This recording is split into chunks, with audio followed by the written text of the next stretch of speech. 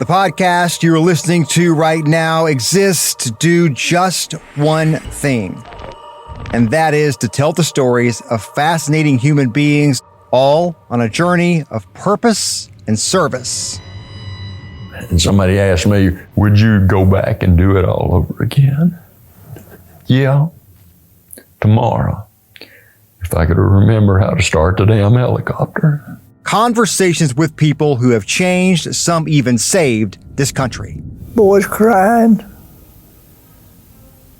I don't want to die. We don't only talk to veterans here. He looked at his executioner and he said, I don't blame you for what you're about to do. I blame this government. But we talk to a lot of veterans here. Sharks would get so close to you, you'd pull up your legs just as far as you could and hold them up out there, keep them sharp from getting your legs. I had 4 special court martials. 4. War is hell, that's all there is to it. My name is Josh Roe, and this is Tomorrowtown, Tennessee.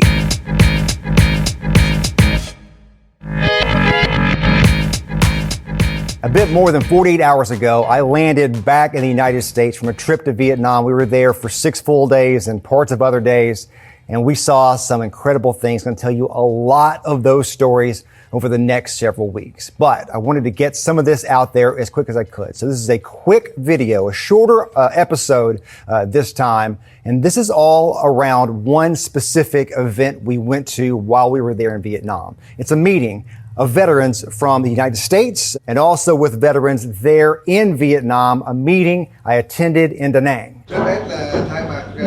On behalf of the Veterans Association of Da Nang City, I would like to send a warmly welcome to the group from the veterans and family members of Marines, of the U.S. Marines.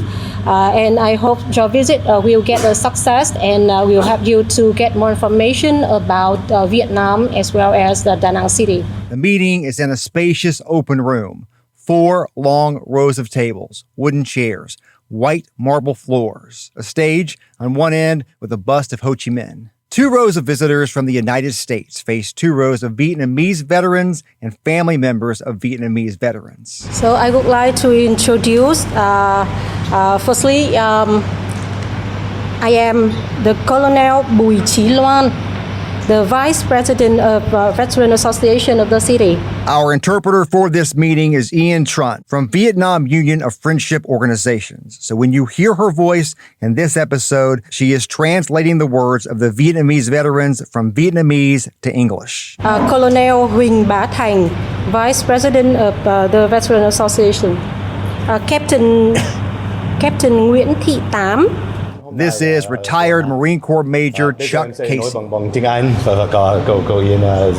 So again, just introducing myself. The delegation of Americans at the discussion includes family members of Sergeant Rodney Maxwell Davis, a Marine, a Medal of Honor recipient who was killed in action during Operation Swift in September of 1967 in the American War in Vietnam. First of all, I would like to introduce the Davis family.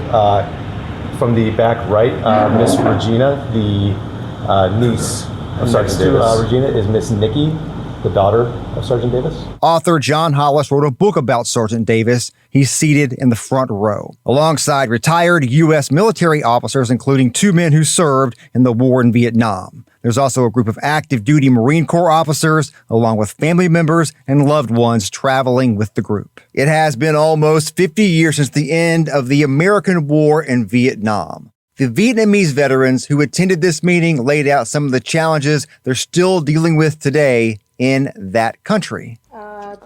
Until now, still there are a lot of landmines and unexploded ordnance still in the site, in the underground, and we also have over 50,000 hectares was contaminated by the Agent Orange, and the Da Nang Airport is also one of the 3 where was contaminated by dioxin in Vietnam. This is retired Army Colonel Martin Jeremy Bowling. I have also been a soldier for almost the past 30 years, and I've seen a lot of stories around the world. But I can tell you I have rarely been impacted as the way I have with my involvement, understanding of the stories from your country and your culture. I've learned over the years that the legacies and the scars of war last for generations. And yes, those of us in this room have a deep responsibility to address all of those things. But I think one of the most important responsibilities that we share is preparing the next generation, the younger generation, to continue to address all of those things. And that's just a short example of what happened there in that meeting. Much more coming soon on my YouTube page and right here. If you would like to see video versions of our other episodes of this podcast, you can also find that on my YouTube channel at Josh Roe. That's at JOSHROE. Also, we would not be able to bring you these stories without the folks who sponsored my participation in this trip to Vietnam, Food City. And thank you for listening to